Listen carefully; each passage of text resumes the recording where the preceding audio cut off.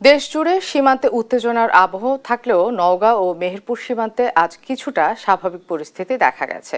নওগাঁ সাপাহার সীমান্তে বিএসএফ এর পুশিনের চেষ্টা ব্যর্থ হওয়ার পর এলাকায় নজরদারি আরও জোরদার করেছে বিজিবি। তাদের দাবি, গত বুধবার নারী, পুরুষ ও শিশু সহ 9 জনকে বাংলাদেশে প্রবেশ করানোর চেষ্টা হলেও তা প্রতিহত করা হয় এবং পরে বিএসএফ তাদের ফিরিয়ে নেয়। অন্যদিকে মেহেরপুর সীমান্তেও পরিস্থিতি আপাতত শান্ত থাকলেও যে কোনো ধরনের অনুপ্রবেশ বা পুশিন ঠেকাতে সর্বোচ্চ সতর্ক অবস্থানে রয়েছে বা বর্ডার গার্ড বাংলাদেশ, বিজিবি।